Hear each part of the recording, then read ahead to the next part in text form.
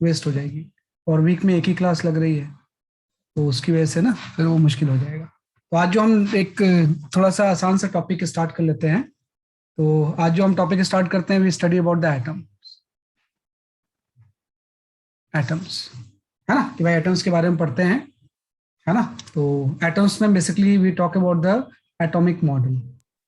Sir page छोड़ना है बीच में, बीच में कौन सा पेज? मतलब जो टॉपिक अभी हम लोग का थोड़ा बाकी है। नहीं नहीं, वो टॉपिक में कोई थ्योरी नहीं बचा है, okay sir. Only few question is left. वो question, this is the new chapter. हाँ, ये न्यू चैप्टर आ गया। Dual nature of radiation and matter के बाद एटम्स ही आता है। Though it's all are the part of the modern physics only. सारे मॉडर्न फिजिक्स के ही पार्ट हैं, लेकिन एनसीईआरटी या बुक्स में आपके मॉडल में तो ड्यूअल नेचर का तो मेरे ख्याल से मॉडल के हिसाब से खत्म हो गया है, लेकिन कुछ क्वेश्चंस बचे हुए हैं, वो मैं आपको बताऊंगा नेक्स्ट क्लास में, है ना। फिर हम कर सकते हैं इस तरह से। सर तो सारे डाउट्स आप कब लेंगे? बेटा अब जैसी डाउट क्लास मेरी लगेगी मैं लेना शुरू कर दूंगा। तो पहले वेव ऑप सॉरी हाँ, वो पहले हाँ वेव पहले ऑप्टिक्स। वेव ऑप्टिक्स ना। हाँ हाँ, बिल्कुल बिल्कुल, पहले मैं वेव ऑप्टिक्स कंप्लीट करूंगा, then I will go for the modern physics, है ना। स्टिल नो, लेकिन वो एक्चुअली वो अभी कोई ऐसे जल्दी भी नहीं है, कोई ऐसा टेस्ट अनाउंस भी नहीं हुआ है, तो मुझे नहीं पता कि इसका कब टेस्ट होगा, तो कर लेंगे हम डाउट्स, डोंट वरी, है ना। इसमें जो मॉडर्न फिजिक्स में तो आपके वैसे भी डाउट्स कम होंगे, ये आप काफी कुछ जानते ही हो, है ना। तो आज जो हम यहाँ पे स्टार्ट करते हैं, वी स्टार्ट विद बेसिकली आपका एटॉमिक मॉडल, है ना। तो चूंकि एटम के स्ट्रक्चर के बारे में ना राइट फ्रॉम द बिगनिंग बहुत क्यूरियोसिटी होती है ना, कि भाई कैसा मॉडल होना चाहिए। तो कुछ तो मॉडल आप जानते हो कि फर्स्ट जो मॉडल होता है that is known as a Thomson, है ना, कि थॉमसन एटॉमिक मॉडल होता है ना। कि थॉमसन एटॉमिक मॉडल के अकॉर्डिंग हम जानते हैं कि भाई जो एटम का पूरा चार्ज है, वो ये एटम जो होता है वो उसका पूरा का पूरा पॉजिटिव चार्ज जो है वो एटम में यूनिफॉर्मली डिस्ट्रीब्यूटेड होता है। न्यू चैप्टर ना। हाँ, new chapter, this is the new chapter, modern physics का न्यू चैप्टर है ये, है ना। मॉडर्न में फिजिक्स में जो सेकंड चैप्टर होता है dual nature of radiation and matter के बाद, दैट इज योर एटम। तो थॉमसन मॉडल के अकॉर्डिंग इसमें जो पॉजिटिव चार्ज होगा that will be the uniformly distributed, यहाँ पे पॉजिटिव चार्ज इसमें यूनिफॉर्मली डिस्ट्रीब्यूटेड रहेगा, और जो आपका नेगेटिव चार्ज है ना, वो यहाँ पे एम्बेडेड रहते हैं। नेगेटिव चार्ज क्या होते हैं बेसिकली, आपके एम्बेडेड रहते हैं। तो सिंपल हम बोलते हैं कि एटम इज, जब भी हम एटम की बात करेंगे तो as per the Thompson model ये था कि atom is an sphere of positive charge, as an sphere of positive charge, है ना, with electron embedded on it, with electron embedded on it, है ना। कि जो एटम है it's an sphere of an positive charge, जिसमें कि electron क्या होंगे बेसिकली आपके एम्बेडेड होते हैं, कि हर जगह पे इलेक्ट्रॉन जो होंगे वो क्या होंगे बेसिकली आपके एम्बेडेड होंगे, है ना। लेकिन आपको पता है कि ये मॉडल सही नहीं था, क्योंकि बाद में रदरफोर्ड एक्सपेरिमेंट जो होता है कि अल्फा पार्टिकल को जब गोल्ड फॉइल से कोलाइड करते हैं तो बहुत सारे रिफ्लेक्ट होकर वापस आ जाते हैं, कुछ अनडेविएटेड चले जाते हैं, तो पता चला कि नहीं, एटम का बहुत सारा पोर्शन जो होगा वो हॉलो होगा, है ना। तो रदरफोर्ड ने भी एक मॉडल सजेस्ट किया, है ना। तो यहाँ पे आ गया बेसिकली आपका रदरफोर्ड मॉडल, रदरफोर्ड मॉडल, है ना। तो रदरफोर्ड ने भी बहुत सारी चीजें सजेस्ट की, कि उसने बोला कि भाई जो एटम है ना इसका बहुत सा पोर्शन जो होगा वो हॉलो होगा, है ना। कि सिंपल सा रदरफोर्ड के अकॉर्डिंग उसका ये था कि, हाँ, रदरफोर्ड मॉडल के अकॉर्डिंग जस्ट आपका ये था कि atom is hollow,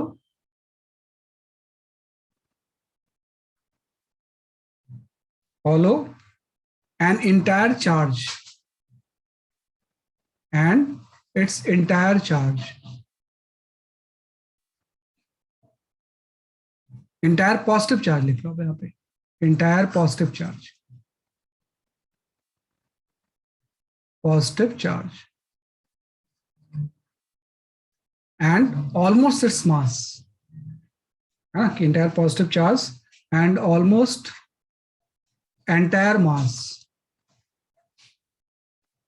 mass is concentrated, है ना, in a very small region, very small region known as nucleus, known as nucleus. तो न्यूक्लियस का कंसेप्ट इसने दे दिया था कि पूरा का पूरा पॉजिटिव चार्ज वहां पे कंसंट्रेटेड होगा, उसी को हम क्या बोलते हैं बेसिकली आपका nucleus, and electron revolve around it, and electron revolve around it, है ना. तो ये आपका रदरफोर्ड मॉडल था based on the alpha particle scattering experiment, है ना. तो रदरफोर्ड के अकॉर्डिंग जस्ट आपका ये कंसेप्ट आ गया कि यहाँ पे अगर कोई भी इस तरह से ऑर्बिट है तो एक इसने बोला कि सारा का सारा पॉजिटिव चार्ज बहुत एक छोटे रीजन में कंसंट्रेटेड होगा, है ना. यही चीज आपके न्यूक्लियस हो गई, और जो इलेक्ट्रॉन्स होंगे इसके चारों तरफ रिवॉल्व करेंगे, है ना, कि इलेक्ट्रॉन इसको क्या करेंगे बेसिकली आपके ऑर्बिट करेंगे. लेकिन आपको पता है कि Rutherford model failed to explain something. जो रदरफोर्ड एटॉमिक मॉडल था इट फेल्ड टू एक्सप्लेन, है ना, कि दो फिनोमेना को ये फेल हो गया, fail to explain. Fail to explain में सबसे पहले जो चीज आ गई that is the stability of nucleus. It fail to explain the stability of nucleus,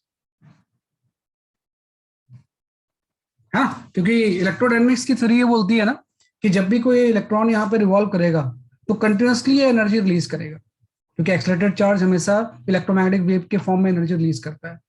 तो जब ये एनर्जी रिलीज करेगा तो कोलैप्स कर जाएगा, तो एटम को स्टेबल होने नहीं चाहिए था, है ना. तो पहला तो हो गया कि it fail to explain the stability of nucleus, and दूसरा जो ये फेल हो गया कि इसका जो इमिशन स्पेक्ट्रम होता है वो कंटिन्यूस की बजाय लाइन स्पेक्ट्रम होता है. ये सिंपल सा इसको भी एक्सप्लेन नहीं कर पाया कि emission is spectrum is line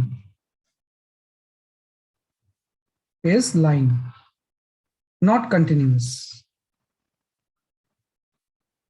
है ना, कि इसका जो इमिशन निकलते हैं अगर वो इलेक्ट्रोडायनेमिक्स की थ्योरी देखें तो कंटिन्यूसली अगर रिवॉल्व कर रहा है तो कंटिन्यूस कोई रेडिएशन आना चाहिए, है ना. लेकिन यहाँ पे लाइन स्पेक्ट्रम आता है, तो लाइन स्पेक्ट्रम क्यों आता है उसको भी एक्सप्लेन नहीं कर पाए. हम इसको इन दोनों को जानते हैं लेकिन बहुत ज्यादा इसके ऊपर कंसंट्रेट नहीं करते हैं, है ना. तो मेन जो चीज है बोर पोस्टुलेट से हम स्टार्ट करते हैं. बताओ वो आपने एमिशन स्पेक्ट्रम के बाद क्या लिखा? emission spectrum is line not continuous. Emission spectrum is line not continuous.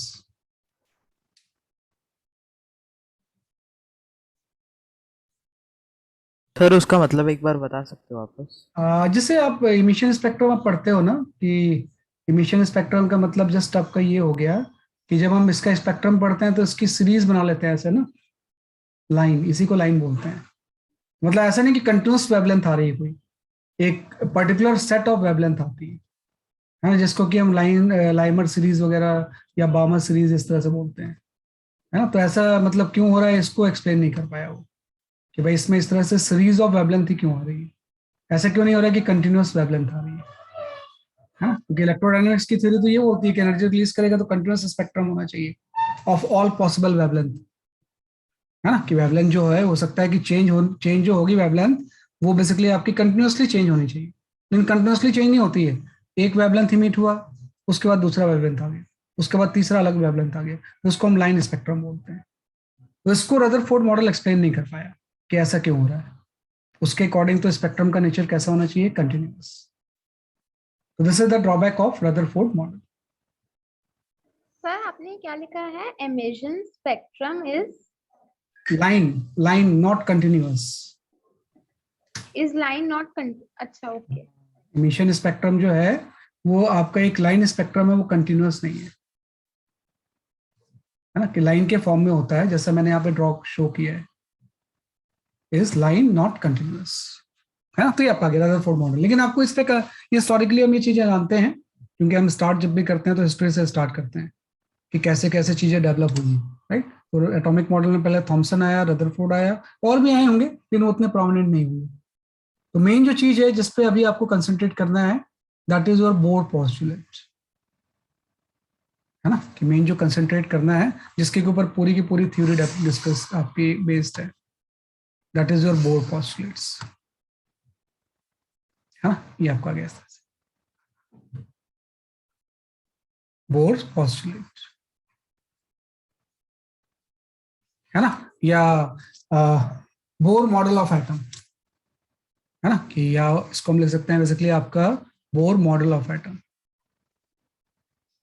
है ना, कि भाई बोर ने क्या सजेस्ट किया, है ना। तो बोर पॉस्टुलेट्स में ध्यान रखना कि जो भी सजेशन है this is for hydrogen like atom, कि जो भी ये सजेशन है वो किसके लिए, बेसिकली आपका Bohr model of atom is for hydrogen like atom.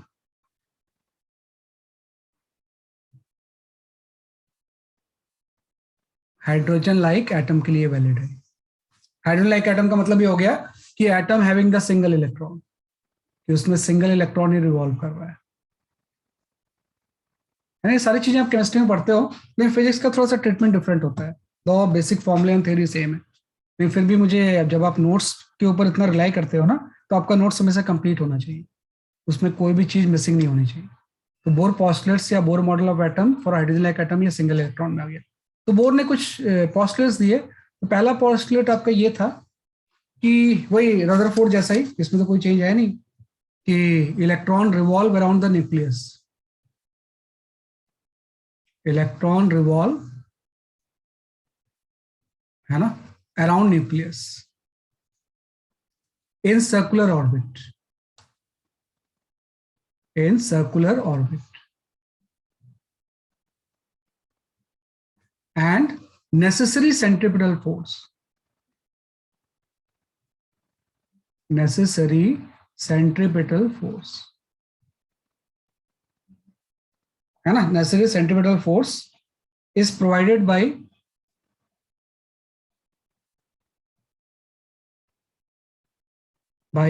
electric force between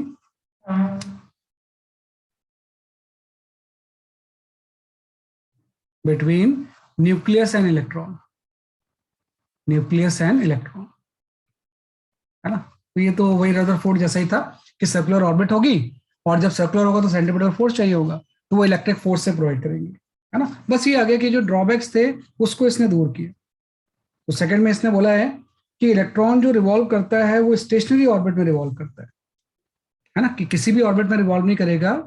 इसका सेकंड कंसेप्ट ये था कि electron revolve in stationary orbit, stationary orbit where, है ना, it exists, where electron exists as a standing wave, as a standing wave, है ना, without losing energy, without losing energy। ये आपका गया कि electron revolve in stationary orbit where electron exist as a standing wave without losing an energy. वही था कि वो एनर्जी लूज नहीं करेगा, कि जब स्टैंडिंग वेव हो गए तो स्टैंडिंग वेव में एनर्जी लूज नहीं होती है ना, तो एक फॉर्म से दूसरे फॉर्म में कन्वर्ट होती है ना। तो जो स्टेबिलिटी ऑफ न्यूक्लियस थी उसको इसने एड्रेस कर दिया। अब एक चीज है कि स्टेशनरी वेव होगी कौन सी, वो थर्ड पोस्टुलेट में आ जाएगा, है ना, कि इन स्टेशनरी ऑर्बिट, कि किस ऑर्बिट को हम स्टेशनरी या स्टेबल ऑर्बिट बोलेंगे, in stationary orbit angular momentum of electron, angular momentum of electron,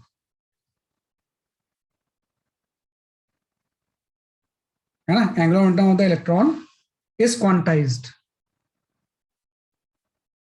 is quantized, है ना। इसका मतलब हो गया that is integral multiple of h/2π,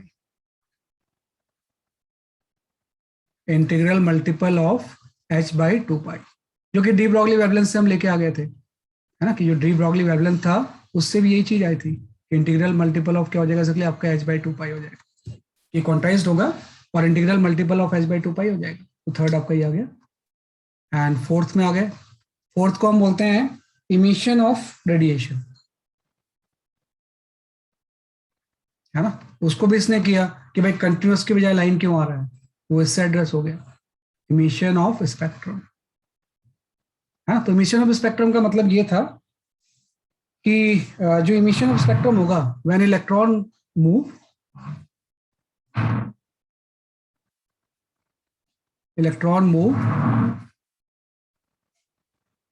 या electrons makes a transition from higher orbit to lower orbit, when electron makes transition from higher to lower orbit.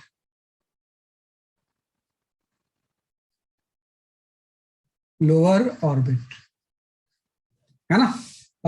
Energy is released in quantized manner. मतलब energy जो होती है continuous release नहीं होती है, quantize manner में release होती है. Energy released in quantize manner.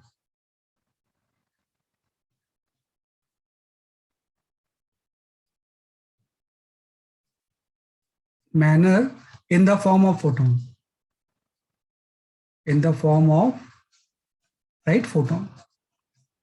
ये आपका फोर्थ पॉस्टुलेट्स आ गए, है ना? कि ये क्या हो गया बेसिकली आपका फोर्थ पॉस्टुलेट हो जाएगा. Integral multiple of h by 2 पाई बेटा, integral multiple of the h by 2 पाई. ये तो होता ही nh by 2 पाई तो होता है, ये तो हम जानते ही हैं कि this is the integral multiple of h by 2 पाई, है ना? और इमिशन ऑफ स्पेक्ट्रम का मतलब ये हो गया कि इलेक्ट्रॉन जब ट्रांजिशन करेगा तो एनर्जी कंटिन्यूस रिलीज नहीं होती है, बल्कि क्वांटाइज मैनर में रिलेशन होती है. किसके फॉर्म में? In the form of photon, कि फोटोन के फॉर्म में एनर्जी रिलीज होगी. ये फोर्थ पॉइंट आ गया. ऐसे एक फिफ्थ पॉइंट आ जाता है, इसको हम बोलते हैं absorption of radiation. This is called as a absorption of radiation, है ना? कि भाई जो एटम है वो रेडिएशन एब्जॉर्ब भी कर सकता है ना? लेकिन सारे रेडिएशन को एब्जॉर्ब नहीं करता है, ये सिर्फ उसी फोटोन को ये एब्जॉर्ब करता है जिसकी की एनर्जी किसी दो डिफरेंस के इक्वल हो, किसी दो लेवल के डिफरेंस के इक्वल हो. मैं लिख लेता हूँ इसे, है ना? ये इसको अगले पॉइंट पे लिखता हूँ मैं, यहाँ पे नेसेसरी मैस हो जाएगा, तो आप इसको पहले लिख लो, फिर मैं फिफ्थ पॉइंट नेक्स्ट पेज पे लिखता हूँ.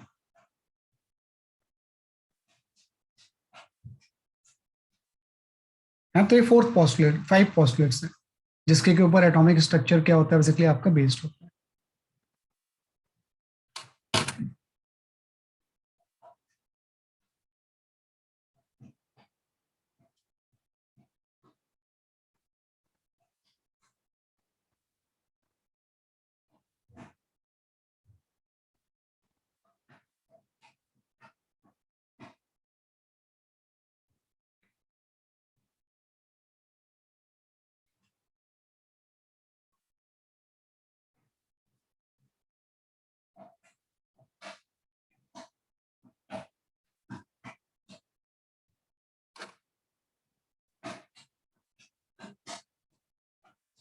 है ना? तो ये आपका एब्जॉर्प्शन और रेडिएशन को मैं नेक्स्ट पेज पे लिख देता हूँ, है ना? This the your second page, है ना? थर्ड पेज पे हम जाते हैं,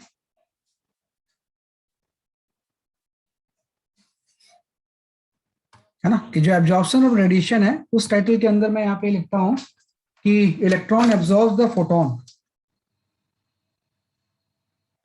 कि भाई फिर जो पॉइंट था कि electron absorb photon, photon of energy equal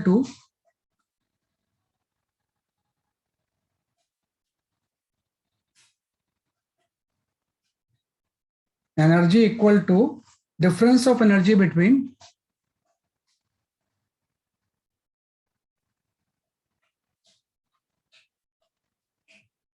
between its ground state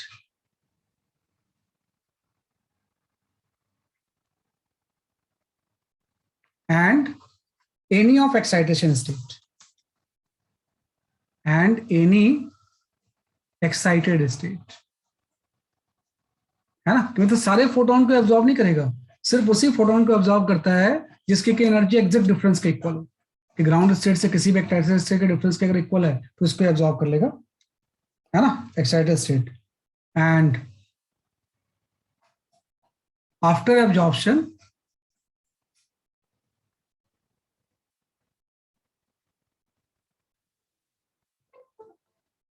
है ना, कि after absorption it moves to higher orbit, है ना, it moves to higher orbit.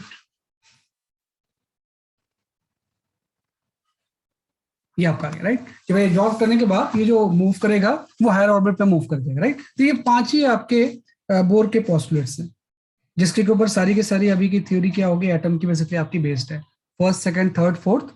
और एब्जॉर्प्शन और रेडिएशन में मैंने ये लिखा है कि उस फोटोन को एब्जॉर्ब करेगा जिसकी क्या एनर्जी एग्जैक्ट डिफरेंस के इक्वल होगी, और एब्जॉर्ब करके वो हायर ऑर्बिट में चला जाएगा, लेकिन वहां रहेगा नहीं, तुरंत वापस ग्राउंड स्टेट में भी आता है। तो ग्राउंड स्टेट पे जब आएगा या तो उसमें बेसिकली आपका इमिशन भी होगा, है ना, फिर से इस पे इमिशन स्पेक्ट्रम बन जाएगा।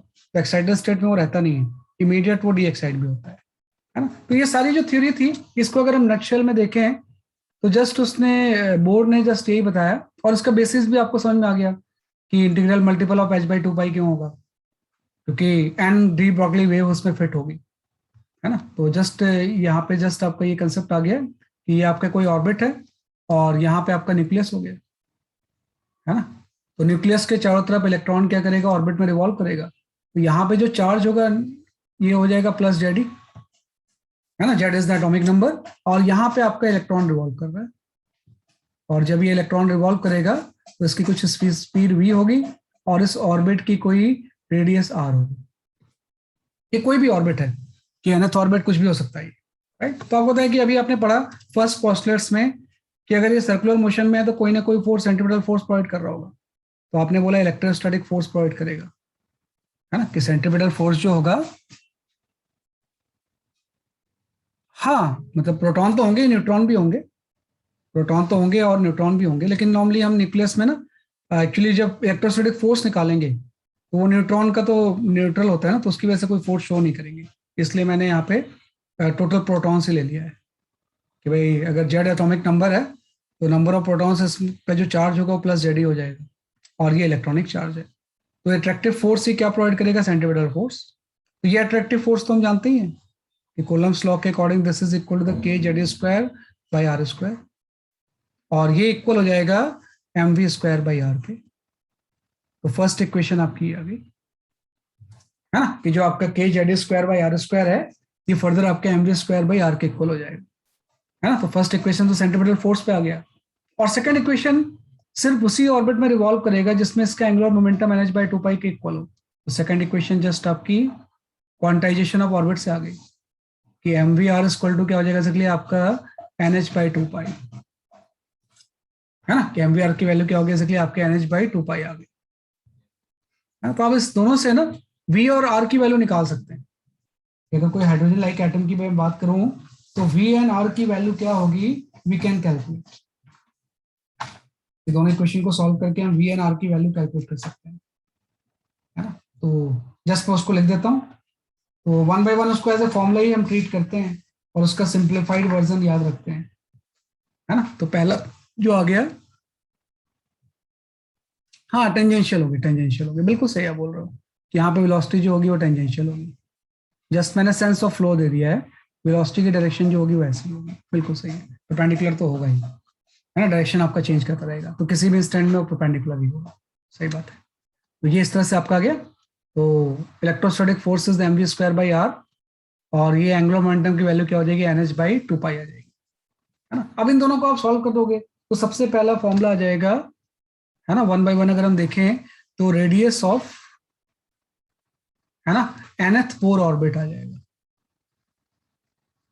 nth बोर ऑर्बिट, है ना। इन दोनों को सॉल्व करके आर की वैल्यू निकाल सकते हैं। तो nth बोर ऑर्बिट की रेडियस का फॉर्मूला आपका ये आ जाएगा, this is equal to n square into h square, है ना। तो वो NH/2 का है ना? NH बाई 2 पाई बेटा, h बाई 2 पाई का इंटीग्रल मल्टीपल होगा तो उसमें n मल्टीप्लाई कर देंगे, है ना। ये मैंने ऑर्बिट को ले लिया, nth ऑर्बिट है ना, 1 2 3 कुछ भी हो सकता है। तो यहाँ से radius of the nth orbit का फॉर्मूला जो आ गया एन स्क्वायर एच स्क्वायर, और आ गया बेसिकली आपका 4 पाई स्क्वायर, है ना, इंटू के जेड एम ई स्क्वायर, ये आपका आ गया, है ना। तो ये बड़ा लंबा चौड़ा फॉर्मूला है, लेकिन आपके काम की जो चीज है ना वो सिंपल सी एक ही है कि भाई बाकी चीजें तो कांस्टेंट है ना, भाई एन ही तो वेरिएबल है, एन और जेड ही तो वेरिएबल है कि भाई नंबर ऑर्बिट चेंज हो सकता है, फर्स्ट 2 सेकंड कुछ भी हो सकता है, और जेड की जगह पे हाइड्रोजन भी आप ले सकते हो और लिथियम हीलियम कुछ भी ले सकते हैं जो आयनाइज्ड होगा, है ना, आयनाइज्ड लिथियम हीलियम कुछ भी ले सकते हैं, तो जेड भी वेरिएबल होगा। तो अगर ये दोनों चीजें वेरिएबल है तो हम बाकी चीजों की वैल्यूज पुट कर देते हैं जो कांस्टेंट है, कूलम्ब्स कांस्टेंट, सब चीजों की वैल्यूज पुट करेंगे तो सिंपल से आपका ये आ जाएगा 0.53 n square by Z Armstrong में आ जाएगा ध्यान। तो इतना लंबा फॉर्मूला नहीं याद करके इसको सिंप्लीफाई करके हम लिख देंगे 0.53 n square by Z Armstrong, है ना। सर हम लोगों को जैसे केमिस्ट्री में सिखाया कि 0.525 n स्क्वायर बाय z होता है, तो दोनों में डिफरेंट डिफरेंट है क्या? नहीं नहीं, एक ही चीज है बेटा, मैंने अच्छा राउंड ऑफ कर दिया है अच्छा सर, तो कि कुछ भी मैं कर सकते हैं ना क्वेश्चन में? कोई दोनों में से कुछ भी यूज कर सकते हो। ठीक है। वो तो रेस्ट लाइन वो कर दिया ना, राउंड ऑफ कर दिया मैंने, तो एक डिजिट हटा दी तो प्रेसिडेंट डिजिट 1 से बढ़ा दिया मैंने, तो 0.53 n square by Z Armstrong, है ना। अब इसमें ध्यान रखना कि दो चीजें आपको याद रखनी है यहाँ पे, कि जो radius of the nth orbit होगा this is directly proportional to the N square.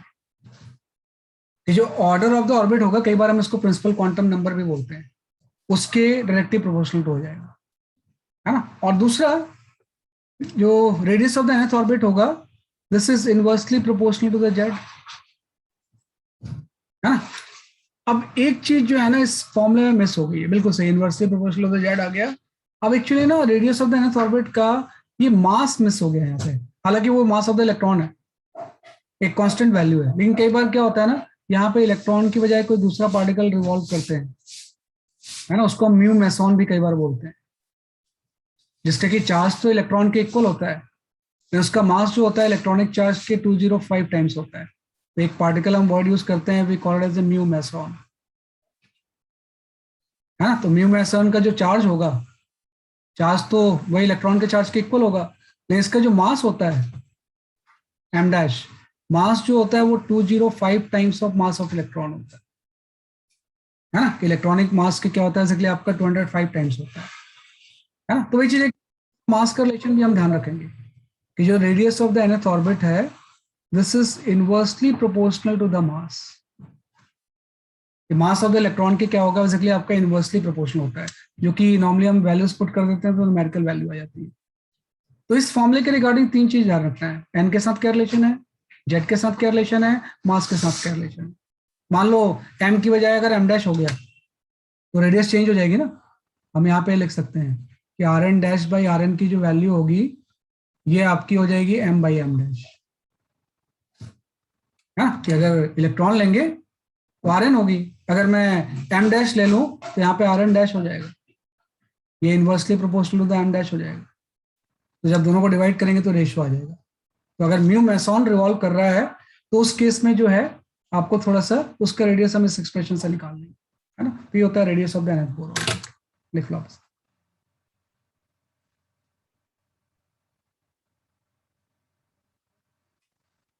बस सब चीजें केमिस्ट्री जैसी है, ऐसा कोई अननोन चीज नहीं आएगा आपको, लेकिन एक फिजिक्स की ना ट्रीटमेंट अलग होता है चीजों का समझने का, है ना। फिजिक्स के टर्म्स ज्यादा डोमिनेट करने लगते हैं, magnetic field, electric field, like that, तो उस चीजों को थोड़ा सा इनकॉर्पोरेट करना होता है।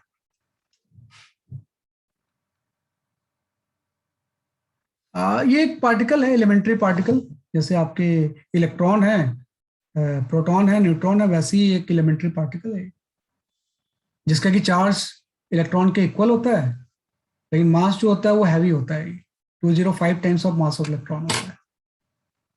This is known as a mu meson.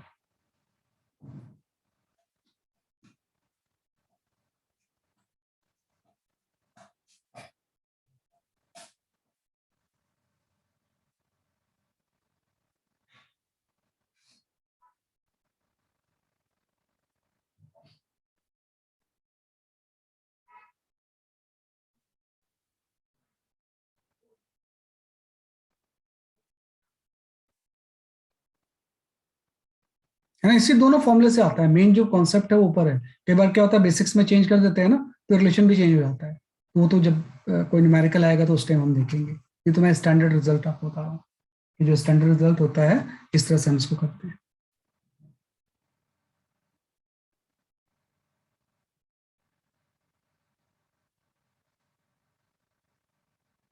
ठीक है, तो ये आपका गया radius of nth Bohr orbit.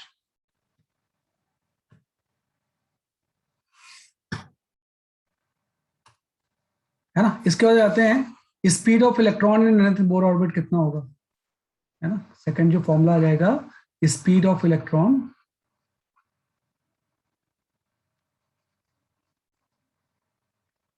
In nth Bohr orbit, nth Bohr orbit speed कितना हो जाएगा। तो वही बात है, आर अगर पता है तो स्पीड भी आ जाएगी।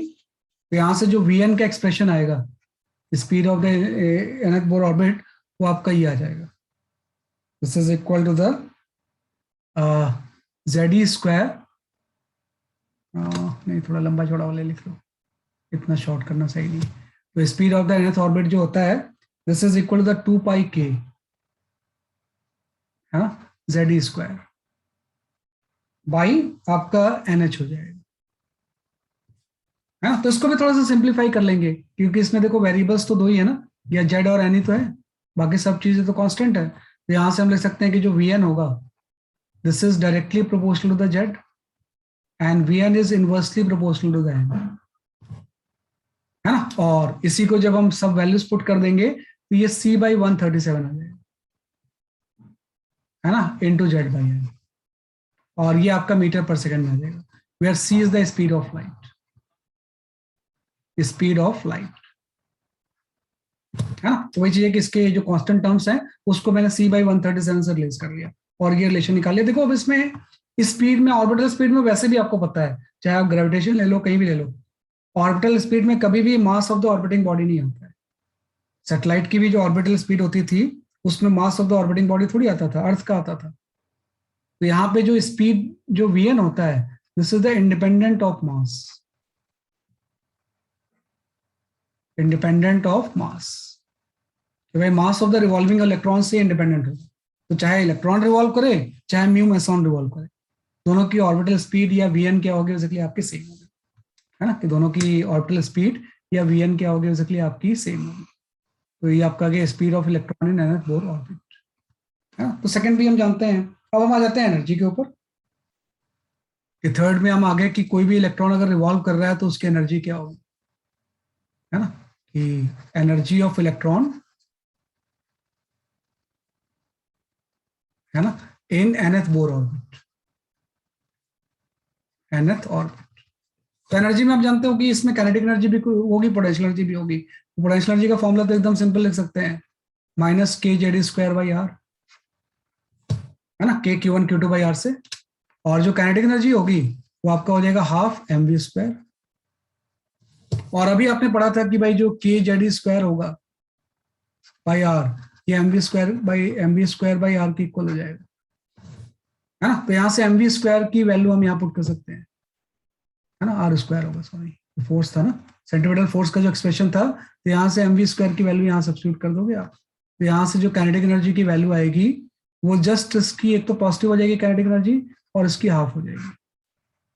तो मतलब काइनेटिक एनर्जी जो होती है वो पोटेंशियल एनर्जी के मैग्नीट्यूड के हाफ होती है ना, कि जो भी काइनेटिक एनर्जी होगी, this is half of magnitude of potential energy, है ना, कि इसका जस्ट क्या आ जाएगा, हाफ आ जाएगा इसकी वैल्यू सब्स्टिट्यूट करने के बाद। लेकिन इसमें वही चीज है ना कि ये तो आर जो है वो itself depends on the very quantity, तो हम इसको आर के टर्म्स में नहीं छोड़ सकते, यहाँ पे आर एन आ जाएगा, है ना। और इन दोनों का सम जो होगा वो टोटल एनर्जी हो जाएगा, कि total energy of the orbit कितनी हो जाएगी, ऑफ ऑर्बिट, कि भाई ये total energy of the orbit होगी, इसको अगर हम ई से शो करें तो ये के एन यू का सम हो जाएगा। तो आज बात है ये, अगर जितनी पॉजिटिव वैल्यू है उतनी नेगेटिव आ जाएगा, ये दोनों को सम करने के बाद। तो के जेड स्क्वायर बाई ये आपका 2rn हो गया, तो ये इसकी टोटल एनर्जी आ गई। तो इनफैक्ट हम जानते हैं कि चाहे ग्रेविटेशन हो, चाहे ये एटॉमिक स्ट्रक्चर हो, के यू एंड ई में ये रिलेशन होता है। कि मैं अगर इसको यहाँ पे कहीं पे लिख दूं तो जस्ट मैं लिख सकता हूँ कि जो आपका के ई होता है, this is equal to the minus U, sorry minus K, जो ई होता है वो किसके इक्वल हो जाएगा, बेसिकली आपके माइनस के ई इक्वल टू आपका माइनस के हो गया, क्योंकि ई और के में ये तो रिलेशन है, ये जितना नेगेटिव है उतना ये पॉजिटिव है, एंड जो ये ई है इससे हाफ है, तो this is equal to the u/2। तो एक कोई अगर फॉर्मूला पता हो तो बाकी हम निकाल सकते हैं। If you know the total energy, तो बाकी वैल्यूज को हम इजिली क्या कर सकते हैं, बेसिकली आप पे कैलकुलेट कर सकते हैं। तो कोई एक याद रख लेते हैं, क्योंकि आपको पता अगर ई पता होगा तो उसी को डबल करके यू आ जाएगा, और उसी की अगर हम वैल्यू पॉजिटिव कर देंगे तो वो चीज काइनेटिक एनर्जी हो जाएगी, है ना, कि वो चीज क्या हो जाएगी बेसिकली आपकी काइनेटिक एनर्जी। तो इसमें अगर मैं आर एन की वैल्यू सब्स्टिट्यूट कर दूं तो यहाँ भी एक लंबा चौड़ा रिलेशन आ जाएगा, है ना। और वो रिलेशन जो होता है, अब जान लो, वैसे तो वैसे बहुत ज़्यादा जरूरी नहीं है, लेकिन फिर भी हम जान लेते हैं। ये जो रिलेशन होता है लंबा चौड़ा, वो होता है Me4, है ना, बाई 8 एप्सिलॉन नॉट, है ना, स्क्वायर इंटू H²। ये एक कांस्टेंट टर्म आ जाता है ना, ये मास ऑफ द इलेक्ट्रॉन भी कांस्टेंट ही होगा, और यहाँ पे आपका आ जाता है n²/z², है ना। यहाँ पे एक कांस्टेंट टर्म आ गया, और ये जो चीज आ गई वो क्या होती है, बेसिकली आपकी n² क्या हो जाएगा, बेसिकली आपका Z² आ जाएगा, है ना। तो ये आपने टर्म ले लिया, ठीक है नहीं, तो ये जस्ट आपने इसको डिफाइन कर दिया, है ना। अब एक चीज है कि थोड़ा सा ना इसको थोड़ा सा अगर हम ठीक करें, तो मैं जानबूझ के प्लैंक कांस्टेंट और सी के प्रोडक्ट को मल्टीप्लाई डिवाइड कर दूंगा, तो इस एनर्जी को मैं इस फॉर्म में लिख देता हूँ, है ना। आई विल राइट हियर, है ना, ये मैं यहाँ पे लिख रहा हूँ इसके नीचे, है ना। बहुत सिस्टमेटिकली इसको पढ़ना है भाई। मैकेनिक्स में कितना भी आप मेहनत कर लो, हो सकता है कभी क्वेश्चन आपको फंसा दे, इसमें कम मेहनत करके ज्यादा नंबर आ सकते हैं आपके। बहुत सिस्टमेटिकली इसको पढ़ना है। तो E= आपका आ गया, मैंने जानबूझ के इसको थोड़ा सा कांस्टेंट और बढ़ा दिया, इसमें Me⁴ कर दिया, और ये आपका 8 एप्सिलॉन नॉट की पावर आपकी स्क्वायर हो गई, H² हो गई, है ना, और एक और H मल्टीप्लाई कर दिया हमने यहाँ पे, तो ये H³ हो गया यहाँ पे, इंटू सी आ गया। इसको मैंने एक कांस्टेंट टर्म ले लिया, है ना। और यहाँ पे आपका एक जो टर्म आ गया, दैट इज जोर, हाँ, यहाँ पे CH आ गया, है ना, क्योंकि CH तो आपने मल्टीप्लाई डिवाइड किया है इसे, कि आपने CH से इसको क्या किया, बेसिकली आपका मल्टीप्लाई डिवाइड, आपका CH आ गया, और ये आपका यहाँ पे आ गया n²/z²। सॉरी, ये उल्टा लिख दिया मैंने, ये Z² n² होगा ना, Z का एक्सप्रेशन ऊपर आता है, Z² क्या हो जाएगा, बेसिकली आपका n²। यहाँ भी ऐसे ही है, यहाँ पे भी जो एक्सप्रेशन है वो आपका Z²/n²। This expression is Z²/n², ये आपका आ गया, है ना। तो ये जो कांस्टेंट टर्म्स हैं, इसी को तो हम रिडबर्ग कांस्टेंट बोलते हैं। तो अल्टीमेटली एनर्जी की वैल्यू आपकी ये आ गई, -RSC into Z²/n², where R is called as a Rydberg constant,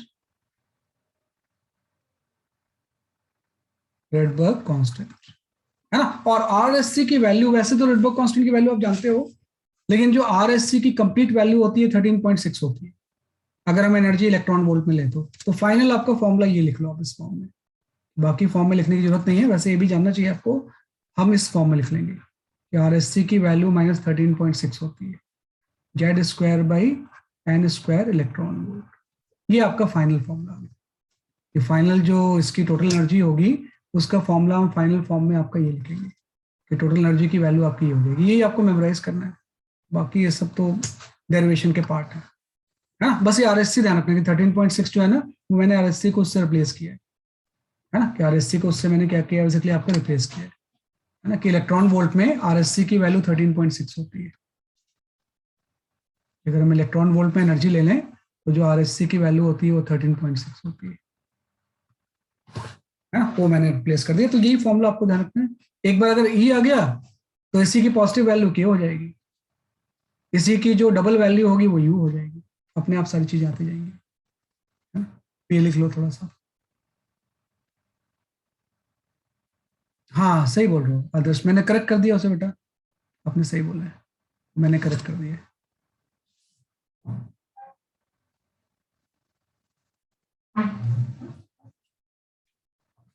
ना, तो फाइनली जो ब्रैकेट में मैंने लिखा है उसी को आपको मेमोराइज करना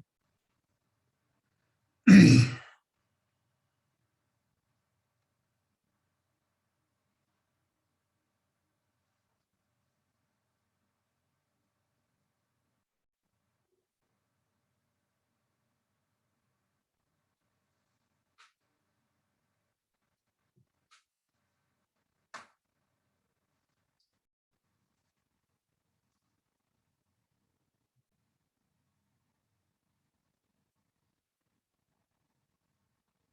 सर के मैग्नीट्यूड ऑफ v है, क्या चीज?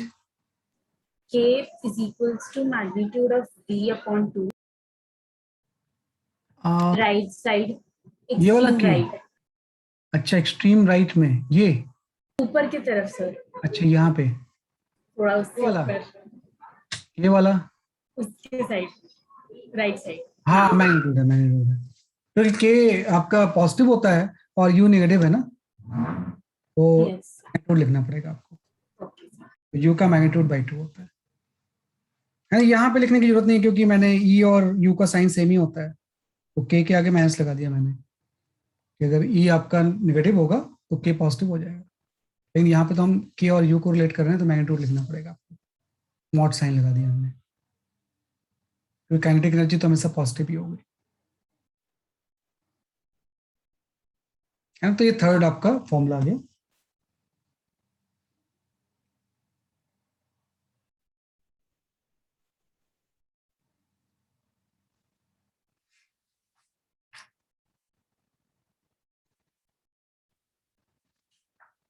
ठीक है, अब इस फॉर्मूले में थोड़ा ध्यान रखना कि जेड स्क्वायर और एन स्क्वायर से क्या रिलेशन होता है, तो वो तो सीधे दिख ही रहा है आपको, है ना, कि जेड स्क्वायर और एन स्क्वायर से जो रिलेशन है इसी एनर्जी के फॉर्मूले में ही, है ना, कि भाई एनर्जी के फॉर्मूले में ही जो जेड स्क्वायर एन स्क्वायर में जो रिलेशन है, energy is directly proportional to the Z square and energy is inversely proportional to the N square. लेकिन आप देखो इस एक्सप्रेशन में आपने एक्चुअली में mass of the electron put कर दिया है ना, कि यहाँ पे जब आप कैलकुलेशन कर रहे थे तो यहाँ पे मास आया था, लेकिन आपने पुट करके सारे को बोल दिया कि रेडबर्ग कांस्टेंट आर होगा और वो सारे न्यूमेरिकल वैल्यू आ गए। लेकिन अगर पुट नहीं करते तो एनर्जी और मास में डायरेक्टली प्रोपोर्शनल का रिलेशन है, तो ये भी लिखोगे आप हमेशा, है ना, ये लिखना पड़ता है कई बार। तो यहाँ पे एनर्जी जो होती है this is directly proportional to the mass of the electron. तो अगर इलेक्ट्रॉन की बजाय कोई दूसरा पार्टिकल है जिसके कि मास ज्यादा या कम है ना, या ज्यादा होगा, तो उसकी जगह पे उसकी एनर्जी ई डैश हो जाएगी, तो E dash is directly equal to m dash हो जाएगा। मतलब यहाँ से ये भी रिलेशन आ जाएगा कि जो ई डैश बाई ई है इसकी वैल्यू आपकी एम डैश बाई एम हो जाएगी, है ना। तो ये तो हम फॉर्मूले से निकाले लेंगे, और मास का अगर रेशियो पता है तो उस और जो रिवॉल्व कर रहा है उसकी एनर्जी भी आ जाएगी by the using this expression. तो मास चूंकि हम हमेशा पुट कर देते हैं इसलिए एक्सप्रेशन में वो आता नहीं है, लेकिन आपको थोड़ा ध्यान रखना है। तीन ही तो है कि भाई रेडियस मास के इनवर्सली प्रोपोर्शनल है, स्पीड इंडिपेंडेंट है, एंड एनर्जी जो है वो मास के डायरेक्टली प्रोपोर्शनल है ना। तो इससे थोड़ा सा हम इसको ध्यान रखते हैं। तो ये आपका एनर्जी ऑफ ऑर्बिट आ गया, है ना, एनर्जी ऑफ इलेक्ट्रॉन आ गया। अब आ गया इमिशन स्पेक्ट्रम के ऊपर आ जाते हैं। जो नेक्स्ट चीज होती है we called as emission spectrum. Emission spectrum कि भाई जब ट्रांजिशन होगा तो एनर्जी फोटोन के फॉर्म में रिलीज होगी। तो कोई भी आप दो ऑर्बिट ले लो, एनर्जी लेवल डायग्राम में सपोज आपकी ये कोई भी रैंडम दो ऑर्बिट ले लेते हैं, ये तो ग्राउंड स्टेट है और इस तरह से एनर्जी का गैप कम होते जाता है ना, गैप क्या होता है बेसिकली आपके इसमें कम हो जाता है ना, कि इस तरह से आपका एनर्जी का गैप कम होता जाएगा। तो सपोज मैंने ले लिया कि ये कोई बहुत सारे ऑर्बिट हैं, इसमें रैंडमली मैंने कोई भी चूज कर लिया कि ये सपोज कोई लोअर ऑर्बिट कोई n1 है और ये हायर ऑर्बिट आपका n2 है, और n2 से n1 में ट्रांजिशन हो रहा है। तो n1 में जो इलेक्ट्रॉन होगा उसकी एनर्जी E1 होगी और n2 में एनर्जी इसकी E2 हो जाएगी। तो डिफरेंस फोटोन के फॉर्म में रिलीज होगा, है ना, कि डिफरेंट जो होगा वो फोटोन के फॉर्म में क्या होगा बेसिकली आपका रिलीज होगा, है ना। तो इस बात है कि एनर्जी डिफरेंस लिख लेंगे हम इसमें कि जो इस केस में एनर्जी डिफरेंस होगा, एनर्जी डिफरेंस का मतलब आपका हो गया E2 माइनस E1, है ना। E2 को E1 से माइनस करेंगे तो एनर्जी डिफरेंस आपकी ये आ जाएगी, है ना, कि this is equal to minus 13.6, minus नहीं आएगा इसमें तो डिफरेंस को तो फिर पॉजिटिव ही कर दोगे आप। तो यहाँ पे आपका आ जाएगा 13.6 इंटू जेड स्क्वायर, और यहाँ पे आपका ये आ जाएगा 1/n1 square minus 1/n2 square, है ना। तो ये दोनों की डिफरेंस हो गई और ये फोटोन के फॉर्म में रिलीज होगा तो इसके मोमेंट एनर्जी हो जाएगी sc/λ। तो यहाँ से हम sc/λ लिख सकते हैं। तो sc/λ की जो वैल्यू आ जाएगी वो आपकी आ जाएगी 13.6 into Z square into 1/n1 square minus 1/n2 square, ये आपका आ गया, है ना। तो वैसे तो इस फॉर्म में भी न्यूमेरिकल को सॉल्व कर देंगे हम कि अगर ये एनर्जी में इलेक्ट्रॉन वोल्ट में लिख रहा हूँ और वेवलेंथ अगर मैं आर्मस्ट्रांग में ले लूं, है ना, तो एससी की वैल्यू मैं जानता हूं कितना होता है। अगर हम ऐसा ले लें तो एससी कितना हो जाएगा, 12,400। तो कई बार जब न्यूमेरिकल वैल्यू निकालनी होती है ना, तो ये फॉर्म हम यूज कर लेते हैं, है ना, कि इस फॉर्म को यूज करके हम वेवलेंथ की वैल्यू आर्मस्ट्रांग में निकाल सकते हैं कि अगर ये एनर्जी इलेक्ट्रॉन वोल्ट में है और वेवलेंथ अगर हम आर्मस्ट्रांग में निकालना चाहें तो एससी की वैल्यू आप 12,400 पुट कर दोगे। लेकिन ज्यादा पॉपुलर फॉर्म ये होता है कि इसको रिडबर्ग कांस्टेंट के टर्म्स में ले आओ, तो भाई 13.6 की जगह पे आर एस से पुट कर सकते हैं ना, तो ये आपका आ जाएगा कि जो वेवलेंथ इमिट होगी वो आपका हो जाएगा Rydberg constant into Z square into 1/-1/n2, है ना। तो ये आपका इस तरह से कि ये आपका इतने इसमें आ जाएगा रिडबर्ग कांस्टेंट। तो ये फॉर्मूला हम ज्यादा यूज करते हैं। 1/वेवलेंथ की जो वैल्यू होगी वो बेसिकली ये होगी, है ना, कि जब ऑर्बिट करेगा तो फोटोन की जो वेवलेंथ होगी वो हम ये निकाल लेंगे। लेकिन आपको होता है कि सीधे n2 से n1 में सिर्फ थोड़ी जाएगा, बल्कि इसमें लाइंस तो बहुत सारे हो सकते हैं, है ना, कि हो सकता है कि भाई n2 से बीच वाली लाइन में भी चला जाए, ऐसे इस तरह से भी चला जाए, ऐसा भी हो जाए। तो वेवलेंथ बहुत सारे लाइंस मिलते हैं इसमें। इमिशन स्पेक्ट्रम में जो लाइंस हैं वो कोई एक सिंगल नहीं है, बल्कि बहुत सारी लाइंस आपको मिलेंगी। वो उसका भी फॉर्मूला होता है कि number of possible wavelength emitted, number of spectral line लिख लो आप इसे, स्पेक्ट्रल लाइंस कितनी होंगी, है ना, कि भाई इसमें number of electro spectral lines कितनी होगी। भाई अगर n2 से n1 में जा रहा है तो कितनी possible number of electro lines होंगी, तो जस्ट हम इस फॉर्मूले से कैलकुलेट कर लेते हैं। n2 minus n1 into n2 minus n1 plus 1 divided by 2, है ना। इसमें n1 लोअर ऑर्बिट है, n2 हायर ऑर्बिट है, तो मे बी 2n4 हो सकता है, 2/5 कुछ भी हो सकता है। तो इतने नंबर ऑफ स्पेक्ट्रल लाइंस इसमें मिलेंगे, इतने डिफरेंट वेवलेंथ मिलेंगी। ये तो मिस्ट्री थी कि अलग अलग वेवलेंथ का सेट क्यों आ रहा है, कंटिन्यूअस क्यों नहीं वेरी हो रहा है ना। लाइन का मतलब वही होता है, स्पेक्ट्रल लाइंस जो मिलती हैं उसी से तो रदरफोर्ड फेल हो गए। तो बोर्ड ने बोला कि भाई ये जो रिलीज होगा वो क्वांटाइज मैनर में होगा, क्योंकि एक ऑर्बिट दूसरे ऑर्बिट जो कंटिन्यूअस नहीं होती। तो ये नंबर ऑफ स्पेक्ट्रल लाइंस आ गई। इसी में if low lower orbit is ground,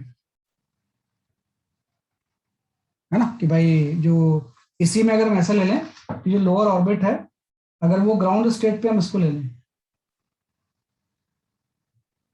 if lower orbit n1 is equal to 1, है ना, कि ग्राउंड स्टेट पे अगर ट्रांजिशन हो रहा है तो उस केस में ये आ जाएगा आपका कि भाई जो number of possible spectral lines होंगी ये और सिंप्लीफाई हो जाएगा, तो n इंटू एन माइनस 1/2 हो जाएगा, है ना, कि भाई जो ट्रांजिशन हो रहा है वो किसी n से 1 पे हो रहा है, तो नंबर ऑफ पॉसिबल वेवलेंथ जो होगी वो n इंटू एन माइनस 1/2 है। तो ये थोड़ा सा चीजें आपको जाननी है इसमें।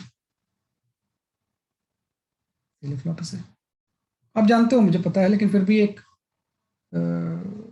Completion of notes is important thing, उसमें आपको सब कुछ होना चाहिए, जो कि आपके एग्जाम के 1-2 हफ्ते पहले आप उसको रेफर करोगे।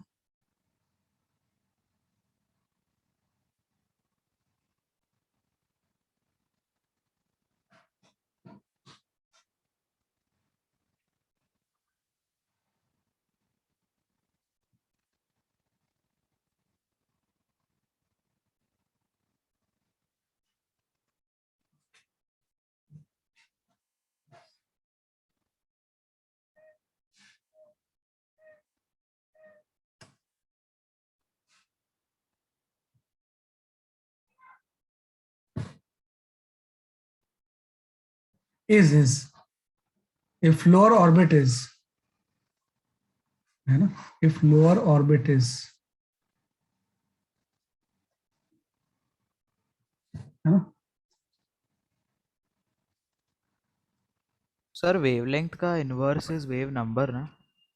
हाँ, वेव नंबर होता है,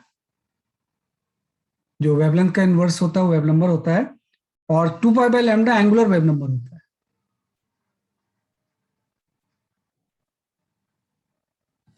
अगर लोअर स्टेट जो है वो अगर n इक्वल टू 1 है, इसी को हम बोलते हैं ग्राउंड स्टेट, है ना, कि we call it as a ground state,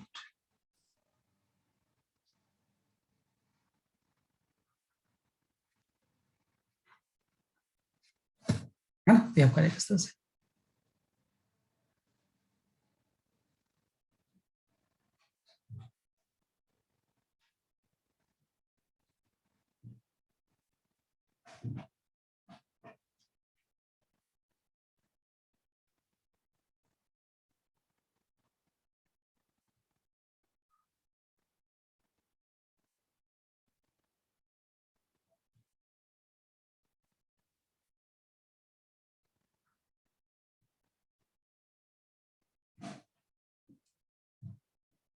ठीक है, ये आपका इस तरह से, तो इस तरह से हम इसको एनालाइज कर सकते हैं। अब आ गया, हम थोड़ा सा इमिशन स्पेक्ट्रम को प्लॉट कर लेते हैं, है ना, कि show the last slide. अभी शो कर रहा हूं।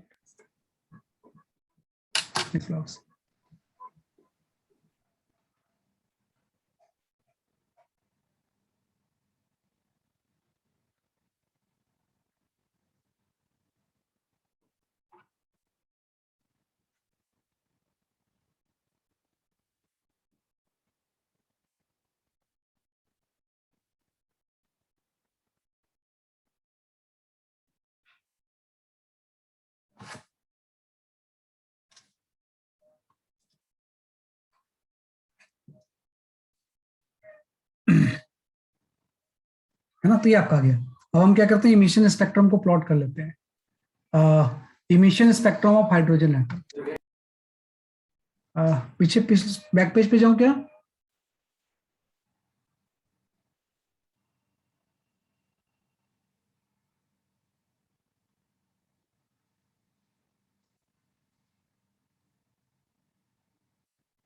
तो ये आपका गैस है, तो कई बार इसके ऊपर भी ऑब्जेक्टिव आते हैं, उसको ध्यान रखना थोड़ा सा, है ना। तो हम यहाँ पे आ जाते हैं। अभी तो मैंने जनरल बनाया, अब बनाता हूँ emission spectrum, spectrum right of hydrogen atom. ये हाइड्रोजन एटम का इमिशन स्पेक्ट्रम क्या होगा? What is the emission spectrum of hydrogen atom, है ना। तो हाइड्रोजन स्पेक्ट्रम का मतलब आप जेड की वैल्यू आपने चूज कर ली, वो तो जनरल बना रहे थे, अब जेड आपका 1 हो गया। तो जब मैं यहाँ पे इमिशन स्पेक्ट्रम बनाऊंगा तो जस्ट ऐसा हो जाएगा कि ये आपका ग्राउंड स्टेट आ गया, है ना। उसके बाद आपका अगला स्टेट आ गया, लाइक दैट। एनर्जी डिफरेंस धीरे धीरे कम होते जाता है, जैसे जैसे हम इनफाइनाइट की तरफ जाएंगे, इसमें एनर्जी डिफरेंस क्या होगा, बेसिकली आपका कम होगा, है ना। अप टू इनफाइनाइट तक बना लेते हैं इसे, है ना। तो आपको आ गया कि सपोज सबसे पहले हम आ गए n=1 पे, है ना। This is called as a ground state, ground state, है ना। फिर n=2 आ गया, this is called as a first excitation state, excitation state. ऐसे n=3 पे आ गए हम, है ना, ये आपका सेकंड हो जाएगा।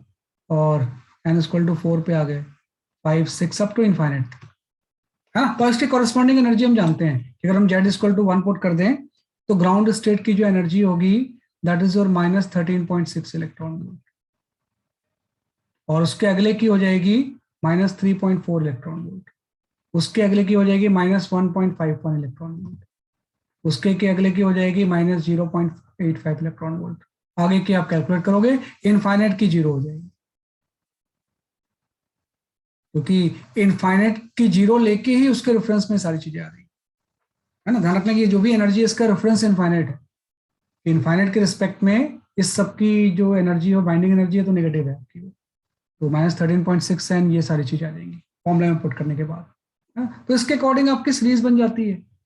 जब ट्रांजिशन होगा तो आपको होता है कि ग्राउंड स्टेट पे अगर हम ट्रांजिशन ले लें, है ना, ये सब चीजें आप जानते हो, जस्ट मैं एक बार रीड्रॉ कर दे रहा हूँ, 2-3 लाइनें ले लेते हैं, वैसे तो बहुत सारी होंगी। तो ये जो सीरीज होती है we called as a Lyman series,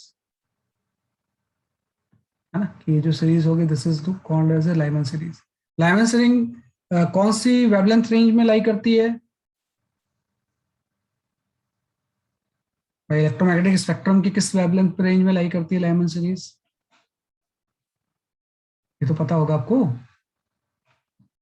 ये तो मेन चीज है यार,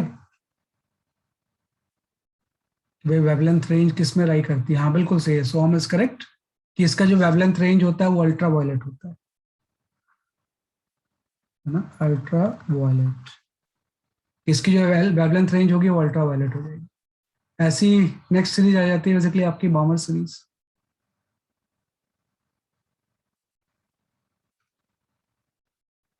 है ना। This series is called as a Balmer series,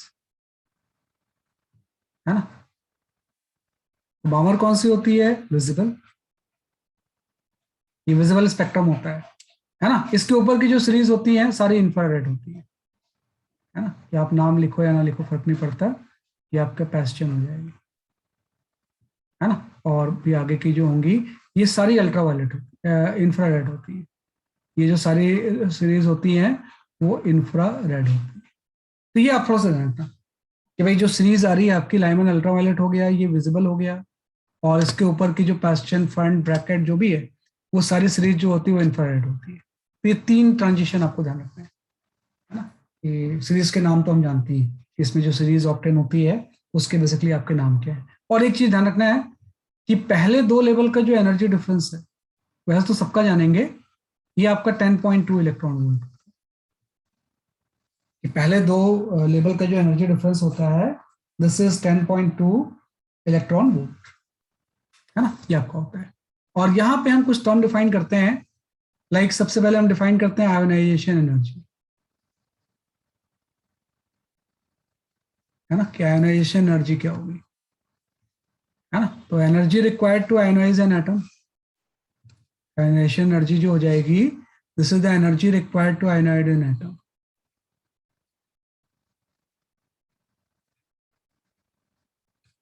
to ionize an atom, है ना। आयोनाइज का मतलब ये होता है उससे इलेक्ट्रॉन बाहर निकालना। मतलब किसी भी एन लेवल पे अगर इलेक्ट्रॉन है तो एन से अगर हम इन्फाइनाइट पे ले जाएं तो जो एनर्जी रिक्वायर्ड होती है वो क्या होता है, बेसिकली आपका आयोनाइजेशन एनर्जी होती है ना। कि एन से इतनी एनर्जी इंपार्ट करेंगे वो इन्फाइनाइट पे चला जाएगा, तो उसको हम बोलते हैं आयोनाइजेशन एनर्जी, है ना। और आपको पता है कि हाइड्रोजन की अगर मैं ग्राउंड स्टेट की बात करूं,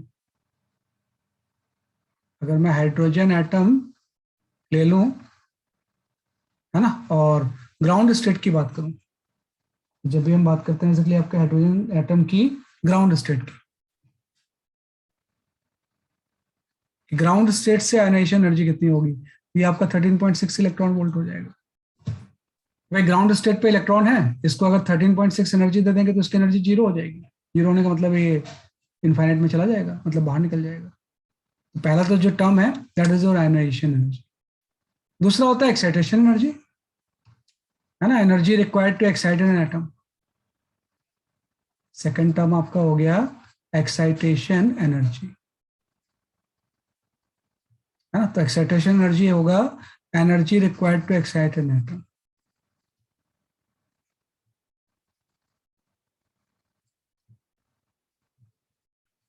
एन एटम, है ना। लिखने की जरूरत नहीं है। जैसे फर्स्ट एक्साइटेशन एनर्जी की अगर मैं बात करूं ऑफ हाइड्रोजन एटम कितना होगा, फर्स्ट एक्साइटेशन एनर्जी, है ना। फर्स्ट एक्साइटेशन एनर्जी का मतलब ये है कि ग्राउंड स्टेट से फर्स्ट एक्साइटेशन स्टेट तक जाने में कितनी एनर्जी लगेगी, तो 10.2 हो जाएगा। तो इसकी जो एनर्जी होगी हाइड्रोजन के लिए वो 10.2 इलेक्ट्रॉन वोल्ट हो जाएगा, है ना। तो ये टर्म्स थोड़ा सा आप जानना कि what is ionization energy and what is excitation energy, तो ये चीज हम जानते हैं इस से।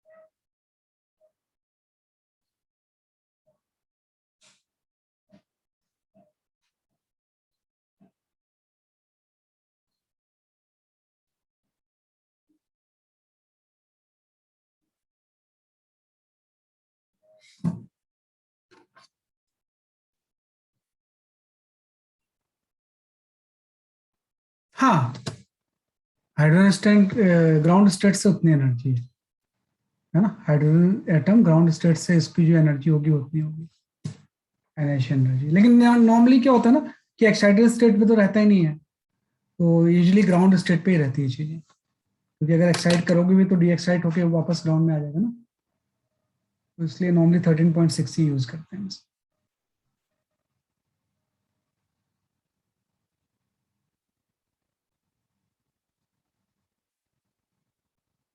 तो ये जो पोर्शन है तो एग्जैक्टली आपकी केमिस्ट्री जैसा है, इसमें I don't think nothing is new for you, है ना, I don't think anything is new for you. थोड़ा सा लिखने का तरीका कुछ अलग हो सकता है, याद करने का तरीका अलग हो सकता है, लेकिन चीजें एकदम आइडेंटिकल है ना। लेकिन बहुत सारी ऐसी चीजें जो अलग से आपको पढ़नी है आपको, है ना, तो वन बाय वन हम देखते हैं उसे, है ना। जैसे कि आपने ये रिलेशन जान लिया अभी, है ना, कि आपने ये रिलेशन जान लिया कि भाई एन के साथ डिफरेंट डिफरेंट चीजों का क्या रिलेशन होगा। तो अगर मैं आपसे बोलूं कि भाई प्रिंसिपल क्वांटम नंबर से रेडियस का क्या रिलेशन होगा, तो आपने बोला radius of the nth orbit जो होगा वो 1/n स्क्वायर के डायरेक्टली प्रोपोर्शनल हो जाएगा। जो स्पीड होगी वो n के इनवर्सली प्रोपोर्शनल हो जाएगी। जो एनर्जी होगी वो 1/n स्क्वायर हो जाएगा। ये तो आपने जान लिया। एंगुलर मोमेंटम भी लिख सकते हैं इसमें कि जो एंगुलर मोमेंटम एल है ये भी डायरेक्टली प्रोपोर्शनल टू n हो जाएगा। तो नथिंग न्यू इन इट कि भाई radius of the nth orbit n square होगा, v 1/n हो जाएगा, e 1/n स्क्वायर हो जाएगा, और जो एंगुलर मोमेंटम l है वो n के डायरेक्टली प्रोपोर्शनल हो जाएगा। ये तो हम जानते ही हैं। लेकिन फिजिक्स में जो टर्म होते हैं वो तो बहुत सारे होते हैं, है ना, क्योंकि टर्म इस तरह से बहुत सारे होते हैं, क्योंकि जब ये तो कुछ बेसिक पैरामीटर्स हैं, लेकिन फिजिक्स में जब हम आएंगे ना तो कुछ अलग अलग टर्म्स आने लगेंगे। जैसे ये कोई इलेक्ट्रॉन न्यूक्लियस के चारों तरफ रिवॉल्व कर रहा है ना, कि इलेक्ट्रॉन का चार्ज हम ले लेते हैं न्यूक्लियस पे जेड ही है, और एक कोई इलेक्ट्रॉन रिवॉल्व कर रहा है किसी भी से, है ना, रेडियस इज आर। तो एनर्जी वगैरह का रिलेशन तो आपने लिख दिया, लेकिन आपको पता है कि जब ये रिवॉल्व कर रहा होगा तो it will have some angular speed also. तो अगर मैं यहाँ पे लिखूं कि एंगुलर स्पीड का एन के साथ क्या रिलेशन है, तो आप बता सकते हो क्या? एंगुलर स्पीड ओमेगा और एन में क्या रिलेशन होगा?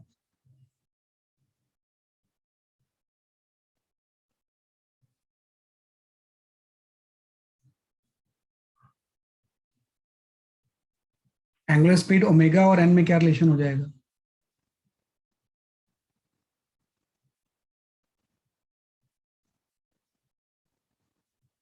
हाँ, सिंपल सा फॉर्मूला लिख लेंगे हम कि जब एंगुलर वेलोसिटी और एन में रिलेशन निकालना है तो ये आपका v बाई आर हो जाएगा।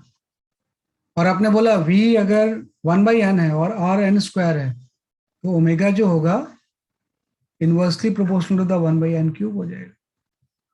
मतलब आपको याद नहीं करना है कुछ भी, नहीं डायरेक्टली प्रोपोर्शनल नहीं होगा बेटा, आप ध्यान दो कि omega equal to v by r होता है, तो v 1/n है और r n स्क्वायर है, तो नीचे n क्यूब हो जाएगा ना। तो आपको याद नहीं करना है, रिलेशन लिखना है और इसको यूज कर लेना है, तो 1/n क्यूब आ गया। सेकंड में अगर आपसे किसी ने पूछा कि बताओ कि टाइम पीरियड क्या होगा, टाइम पीरियड और एन का क्या रिलेशन होगा, तो टाइम पीरियड का फॉर्मूला आप लिख लो। टाइम पीरियड 2π/ओमेगा होता है, तो 2π तो कांस्टेंट है, तो ओमेगा का उल्टा रिलेशन हो जाएगा, तो time period is directly proportional to the n cube हो जाएगा, है ना। किसी ने पूछा आपसे कि फ्रीक्वेंसी का क्या रिलेशन होगा एन से, तो फ्रीक्वेंसी एफ जो होती है वो 1 टाइम पीरियड होती है, तो जस्ट जो ओमेगा का होगा वही फ्रीक्वेंसी का भी होगा, 1/n क्यूब आ गया। तो ऐसे फिजिक्स में बहुत टर्म्स आते रहेंगे। ये तो टर्म अपने केमिस्ट्री के हिसाब से हम जानते ही हैं, ये है ना, ये तो मेन वो है एंगुलर मोमेंटम, ये जो टर्म है एवरेटन एंगुलर मोमेंटम, एंगुलर मोमेंटम, है ना। तो आपने बोला कि भाई इसकी एंगुलर स्पीड इतनी होगी इलेक्ट्रॉन की, टाइम पीरियड ऑफ रोटेशन ये होगा, इसकी फ्रीक्वेंसी इतनी होगी रोटेशन की। अब इसमें क्या होगा ना, जैसे इलेक्ट्रॉन अगर क्लॉकवाइज रिवॉल्व कर रहा है तो इसकी वजह से इलेक्ट्रिक एंटी क्लॉकवाइज डायरेक्शन में करंट भी तो होगी। तो फोर्थ में यहाँ पे मैं ये लिख सकता हूँ कि करंट ड्यू टू, है ना, रिवोल्यूशन ऑफ इलेक्ट्रॉन, कि जो इलेक्ट्रॉन रिवॉल्व कर रहा है उसकी वजह से करंट कितनी हो जाएगी, है ना। तो करंट को अगर मैं आई ले लूं तो आई का एन के साथ क्या रिलेशन होगा, क्या आप निकाल सकते हो?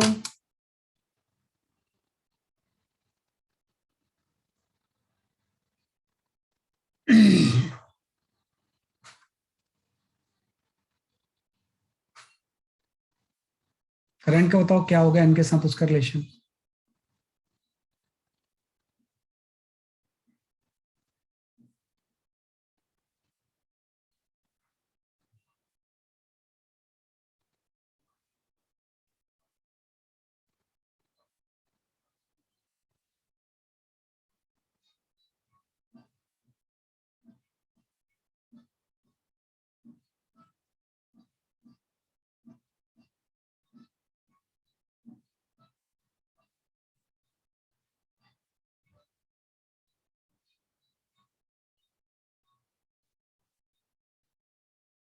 करंट का क्या रिलेशन होगा? देखो करंट क्या होती है, rate of flow of charge ही तो होता है। तो रेट ऑफ चार्ज का मतलब चार्ज तो इलेक्ट्रॉन रिवॉल्व कर रहा है, और एक रोटेशन का टाइम पीरियड टी से आप डिवाइड कर दो तो रेट ऑफ फ्लो आ जाएगा ई बाई टाइम पीरियड, है ना। कि जब ये रिवॉल्व करेगा क्लॉकवाइज इलेक्ट्रॉन तो उसकी वजह से एंटी क्लॉकवाइज डायरेक्शन में करंट होगी, और ये करंट जो होगी वो चार्ज बाय टाइम पीरियड हो जाएगी। तो टाइम पीरियड का रिलेशन तो डायरेक्टली प्रोपोर्शनल है, तो इलेक्ट्रिक करंट का जो रिलेशन होगा वो आपका 1/n³ आ जाएगा। तो थोड़ा आइडिया लगा के एन के साथ रिलेशन आ जाएगा। अब अगर ये करंट हो रही है तो मैग्नेटिक फील्ड भी होगा सेंटर पे, तो इसमें हम लिख सकते हैं magnetic field at nucleus due two electron motion. कि जो इलेक्ट्रॉन मूव कर रहे हैं, तो कोई भी चीज मोशन में होती है तो उसकी वजह से मैग्नेटिक फील्ड तो होगी ना। तो इलेक्ट्रॉन अगर इस तरह से मोशन में तो उसकी वजह से सेंट्रल न्यूक्लियस पे मैग्नेटिक फील्ड कितना होगा। तो ये भी फॉर्मूला हम जानते हैं, इतना तो पढ़ ही चुके हैं हम, कि सर्कुलर की वजह से मैग्नेटिक फील्ड की वैल्यू होती है μ0I/2r, है ना। कि जब भी कोई सर्कल में करंट फ्लो होती है तो मैग्नेटिक फील्ड की वैल्यू जो होती है सेंटर पे μ0I/2r होती है। तो आई का रिलेशन है 1/n⁵ और आर का रिलेशन है स्क्वायर। तो मैग्नेटिक फील्ड का जो रिलेशन आ जाएगा वो inversely proportional to the 1/n⁵ आ जाएगी, है ना। मतलब कोई इलेक्ट्रॉन अगर फर्स्ट ऑर्बिट से सेकंड ऑर्बिट पे जा रहा है तो मैग्नेटिक फील्ड 32 टाइम्स डिक्रीज हो जाएगी। फर्स्ट से सेकंड पे अगर जा रहा है तो उसकी वजह से सेंटर में मैग्नेटिक फील्ड कितनी हो जाएगी, 32 टाइम्स डिक्रीज हो जाएगी। तो ये थोड़े से फिजिक्स के टर्म्स को हमने इसमें यूज कर लिया, और इसके बाद न्यूमेरिकल्स आते हैं, कोई ना कोई एक क्वेश्चन जरूर आएगा, किसी कोई भी आ सकता है ना। तो एक तो फिफ्थ आ गया, सिक्स्थ हो सकता है अभी आपने इसको पढ़ा नहीं होगा मैग्नेटिज्म में, that is your magnetic dipole moment. अभी हो सकता है पढ़ोगे आप इसे डाइपोल, क्योंकि स्टार्टिंग में हम ये तो पढ़ लेते हैं लेकिन मैग्नेटिक डाइपोल मोमेंट थोड़ा लेट से आता है। तो मैग्नेटिक डाइपोल मोमेंट को हम पीएम से शो करते हैं, and this is equal to the current into area. भाई करंट आई फ्लो हो रही है और इसका एरिया अगर πr² है तो I इंटू πr² हो जाएगा, है ना। तो इसका रिलेशन जो होगा पीएम का एन के साथ ये डायरेक्टली प्रोपोर्शनल हो जाएगा, है ना। कि इसका जो रिलेशन होगा वो डायरेक्टली हो जाएगा। अब देख लो आई जो है वो 1/n³ है, r n² है तो r⁴ हो जाएगा, 4r n⁴/n³, एक n बच जाएगा। तो पीएम का एन के साथ ये रिलेशन होगा। तो ये कुछ रिलेशन आप ध्यान रखना, डायरेक्ट क्वेश्चन आते हैं इसके ऊपर।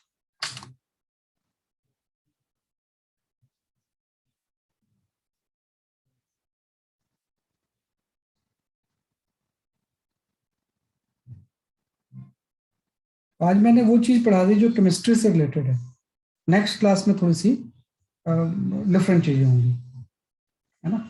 एटॉमिक स्ट्रक्चर की होंगी लेकिन अलग चीजें होंगी।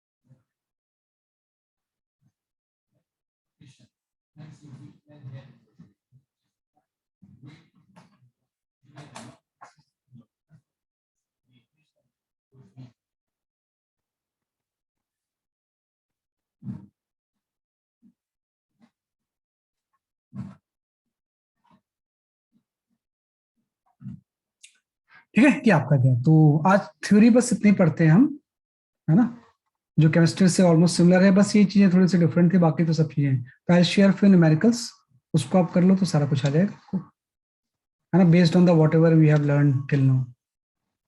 आई share few numericals with you.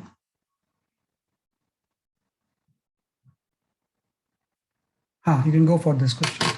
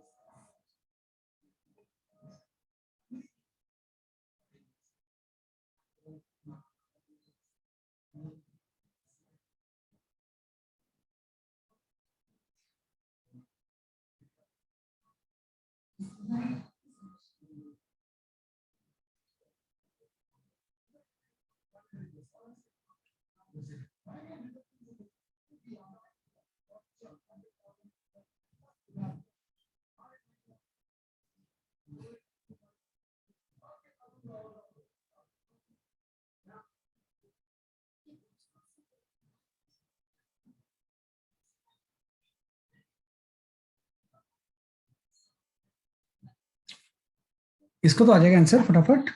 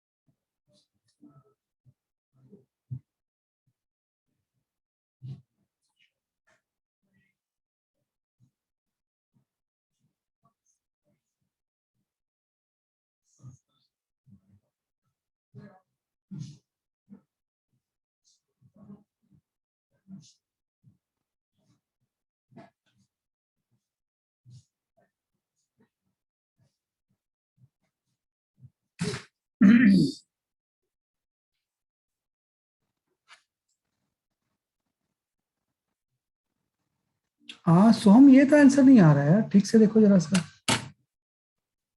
Formula use करो सीधे आ जाएगा तो।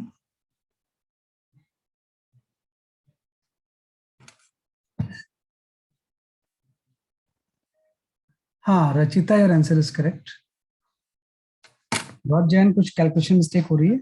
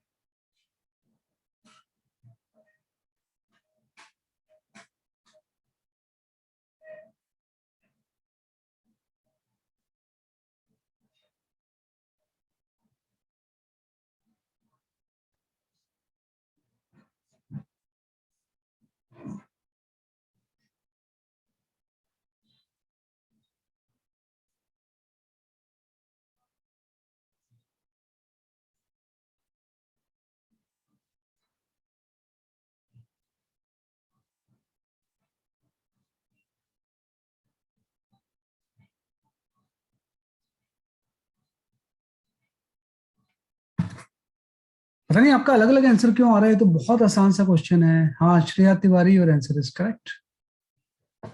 इसमें तो 2 लाइन का आपको सीधे फॉर्मूला लिख देना है। ये तो मैं अगर फिजिक्स में नहीं भी पढ़ाता तो भी आपको आना चाहिए था कि भाई अभी आपने पढ़ा 1/λ की वैल्यू क्या होती है, Rydberg constant into Z square into 1/n1 square minus 1/n2 square. तो इसने बोला कि पहले ये जंप कर रहा है थर्ड ऑर्बिट से सेकंड ऑर्बिट, तो लैम्डा होता है, मतलब 1/λ की वैल्यू यहाँ से ये आ जाएगी। आर और जेड स्क्वायर को ऐसे ही छोड़ दो, वैसे हाइड्रोजन है तो Z1 ले सकते थे, नहीं जरूरत नहीं है। 1/n1 स्क्वायर, तो n1 तो लोअर ऑर्बिट होता है, बाई 1/3 स्क्वायर हो गया। अब जब ये जंप करेगा फोर्थ तो थर्ड, तो लैम्डा डैश हो जाएगा, यहाँ से 1/λ डैश आप लिख दो। आर और जेड स्क्वायर तो सेम ही होगा। अब ये 4 से 3 पे कर रहा है, 1/3 स्क्वायर माइनस 1/4 स्क्वायर। बस दोनों को डिवाइड कर दो, यहाँ से लैम्डा डैश बाई लैम्डा की वैल्यू आ जाएगी। हाँ यशस्वी, और answer is correct. Lambda dash by lambda की वैल्यू मेरे ख्याल से 20/7 आती है। हाँ तो लैम्डा डैश बाई लैम्डा की वैल्यू जो आएगी वो 20/7 आ जाएगी, तो लैम्डा डैश आ जाएगा, पहले का 20/7 टाइम्स हो जाएगा। Means C option is correct. Calculation का ध्यान रखना है आपको कि क्या बोल रहा है एक्चुअली, तो सी ऑप्शन आ जाएगा।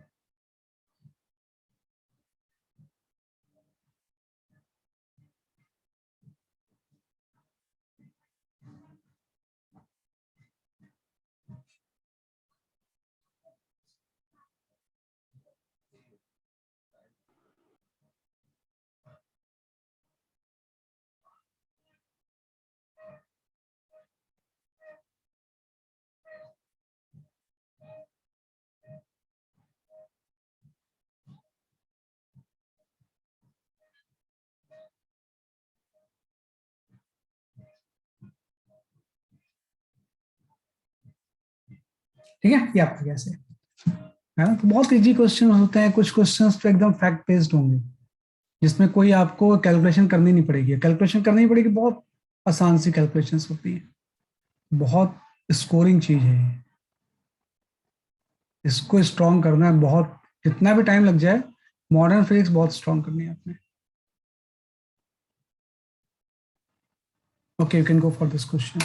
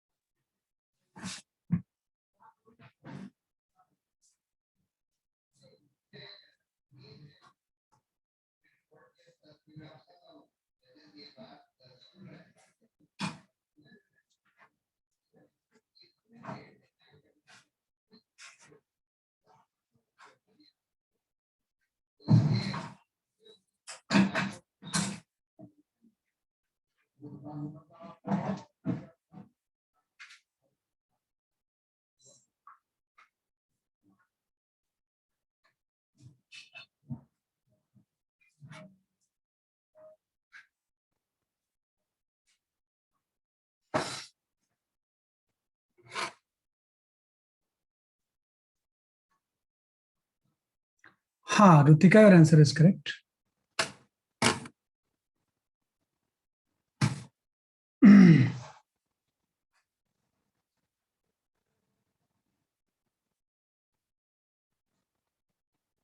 Yashasvi, your answer is correct.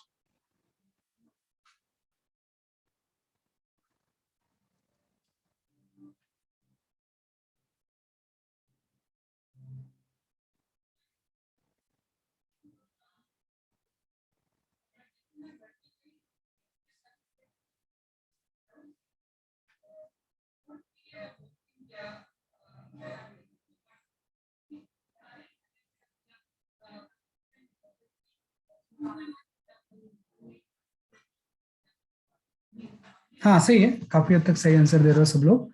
Rachita, your answer is correct.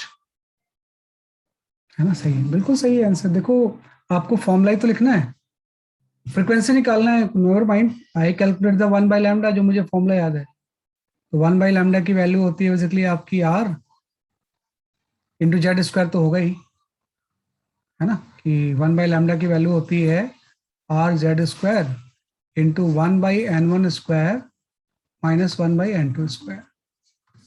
ये आपका फॉर्मूला होता है ना, कि ये फॉर्मूला आपका इस तरह से लिख लेंगे हम इसमें. तो यहाँ से 1/λ में आपको पता है कि जो दिया हुआ है वो यही तो दिया हुआ है, हाइड्रोजन एटम. तो जेड की वैल्यू तो 1 हो गई. And transition from the 3 to 2, 1/2 square minus 1/3 square हो गया, है ना. तो यहाँ से आपको पता है कि 1/λ की जो वैल्यू आएगी वो आपकी हो जाएगी 5r/36, है ना. लेकिन निकालना क्या है, इसने बोला फ्रीक्वेंसी कितना होगा, तो c equal to lambda F ही तो होता है. तो फ्रीक्वेंसी की वैल्यू c/λ हो जाएगी. तो आप क्या करोगे, दोनों तरफ c से मल्टीप्लाई कर दो, तो फ्रीक्वेंसी की वैल्यू आपकी c/λ हो गई, और इससे भी c मल्टीप्लाई हो जाएगा, 5r/36. Means D option is correct, है ना. वो ध्यान रखना कि कब क्या पुट करना है ना. और एक चीज ध्यान रखना कि 13.6 जो होता है this is the value of RSC, है ना. तो कब कैसे क्या निकालना है वो जस्ट देख लेंगे हम इसमें. चलो, we'll take one last question.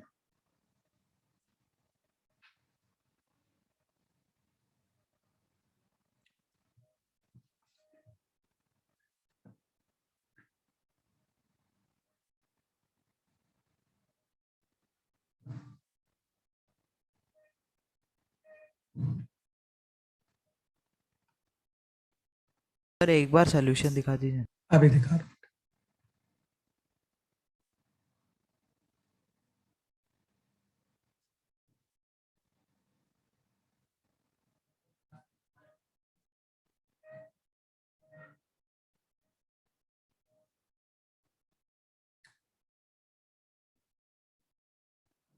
Done sir, thank you.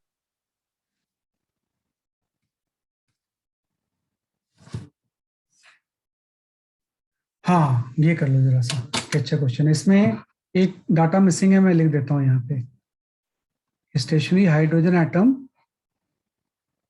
Of mass m, hydrogen atom का मास m दिया हुआ है।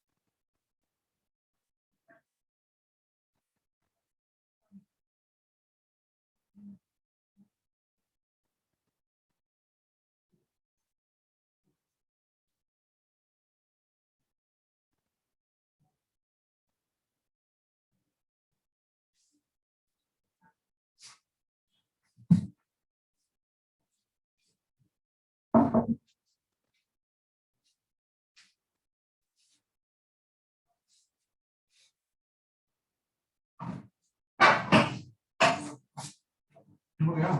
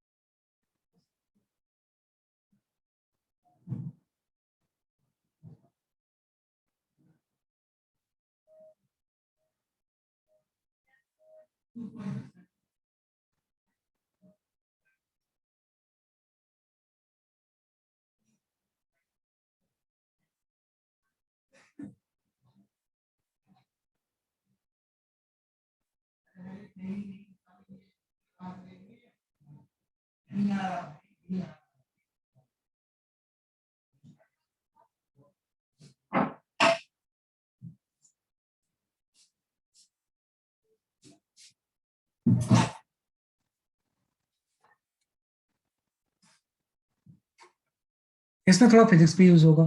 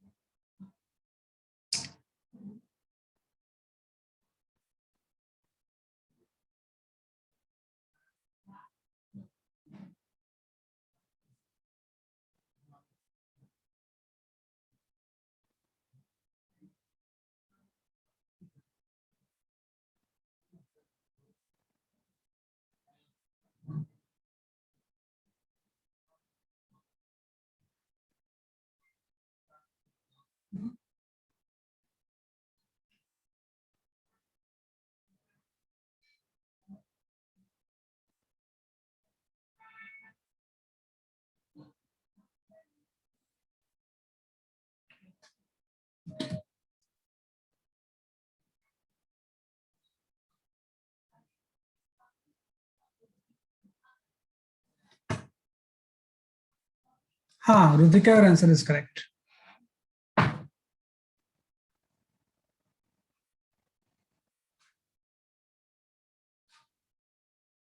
चलो आई विल मतलब मैं इसको एक्सप्लेन कर देता हूँ, है ना। देखो क्या है, हाँ वैसे आप तब तक सॉल्व करते रहें जब तक एक्सप्लेन करूंगा मैं। Rachita, your answer is correct.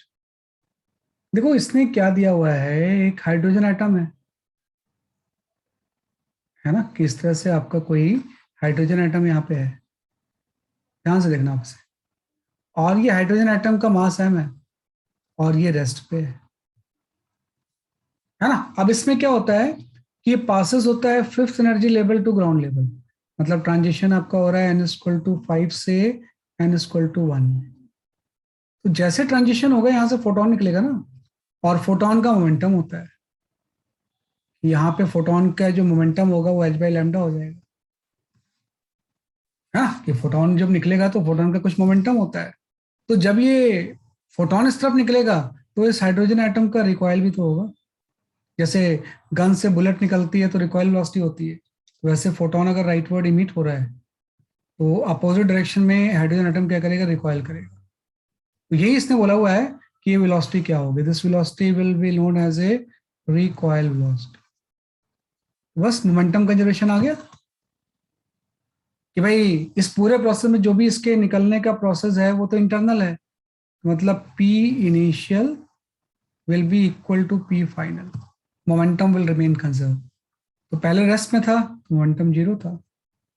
अब फोटोन का मोमेंटम हो जाएगा h/λ, और जो रिकॉइल कर रहा है एटम उसका मोमेंटम आपका -mv, डायरेक्शन अपोजिट है ना, इसलिए अपोजिट ले लोगे आप इसमें। तो इसका मोमेंटम h/λ हो गया, ये अपोजिट रिकॉइल कर रहा है, -mv हो गया। तो यहां से रिकॉइल वेलोसिटी आपकी आ जाएगी ना, रिकॉइल की वेलोसिटी आ जाएगी h/mλ, है ना। कि रिकॉइल वेलोसिटी क्या हो जाएगी, इसलिए आपकी h/h/m λ। अब ये लैम्डा आपको निकालना पड़ेगा फॉर्मूले से, तो लैम्डा हम जानती हैं, 1/λ equal to Rydberg constant. Hydrogen है तो जेड लिखने की जरूरत ही नहीं है। और कहाँ से कहाँ ट्रांजिशन हो रहा है, 1 - 5²। यहाँ से 1/λ की जो वैल्यू आ गई वो 24/25 आ जाएगी। इस 1/λ को आप यहाँ सब्स्टिट्यूट कर दो। ये बहुत इंपॉर्टेंट क्वेश्चन होता है, वेरी वेरी इंपॉर्टेंट क्वेश्चन। कि जैसे गन से बुलेट निकलती है वैसे फोटोन निकलेगा तो रिकॉइल होगा, मोमेंटम कंजर्वेशन लगाया, v की वैल्यू आ गई, और इस फॉर्मूले से 1/λ की वैल्यू यहाँ पुट कर दी इनटू r। तो जैसे हम पुट करेंगे यहाँ पे, इसका आंसर आपका ये आ जाएगा, है ना। तो ये आपका आ जाएगा 24/25, तो वैसे ही रहेगा, इंटू h में एक r मल्टीप्लाई हो जाएगा और यहाँ पे क्या मल्टीप्लाई हो जाएगा। Means A option is correct, है ना, कि ए ऑप्शन जो होगा इसका करेक्ट होगा। लिख लो आपसे।